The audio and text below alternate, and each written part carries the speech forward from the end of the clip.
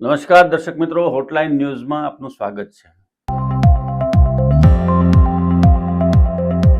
Supreme court દ્વારા દિલ્હી એનસીઆરમાંથી કૂતરાઓ હટાવવા માટેનો જે આદેશ આપવામાં આવ્યો છે અને આ આદેશને કારણે જે પશુ પ્રેમીઓ છે, ખાસ કરીને જે લોકોને સ્ટ્રીટ ડોગ સાથે પ્રેમ છે અને જે લોકો એને માટે સતત કાર્ય રહેતા હોય છે, એવા લોકોની લાગણી દુભાઈ છે। અને આવી જ લાગણી રાજકોટના એક યુવાન કે જેનું નામ રાજેશ ખીમજીભાઈ સાકરિયા છે, એની લાગણી દુભાઈ, કેમ કે આ યુવાન પોતાના વિસ્તારની અંદર, એ રાજકોટમાં જે સ્થળ પર રહે છે ત્યાં પોતાની શેરીમાં રખડતા કૂતરાઓ માટે અને ગાય માટે ખૂબ કામ કરતો હોવાનું કહેવાય છે। અને આ યુવાને દિલ્હી ખાતે જઈ અને દિલ્હીના મુખ્યમંત્રી રેખા ગુપ્તા ઉપર ગઈકાલે હુમલો કર્યો હતો। લોકો આટલી હદ સુધી પશુ પ્રેમમાં પાગલ થઈ શકે છે, આ કદાચ એવી પ્રથમ ઘટના છે કે એમાં કોઈ રાજકીય નેતાની ઉપર હુમલો થયો હોય।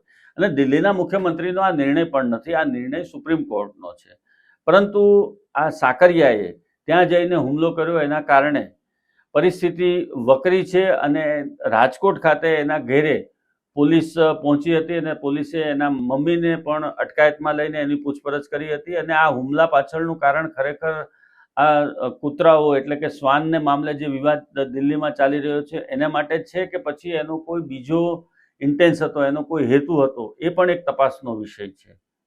ખાસ કરીને દિલ્હીના મુખ્યમંત્રીની સિક્યુરિટી સામે પણ સવાલ થાય છે અને દિલ્હીના મુખ્યમંત્રીની સિક્યુરિટી તોડી અને આ યુવાન એમના સુધી કેમ પહોંચ્યો એ પણ એક તપાસનો વિષય। દર્શક મિત્રો, આવા જ પ્રકારના વિડીયો જોવા માટે આપ અમારી હોટલાઇન ન્યૂઝ ચેનલને લાઇક કરો, શેર કરો અને સબસ્ક્રાઇબ કરો।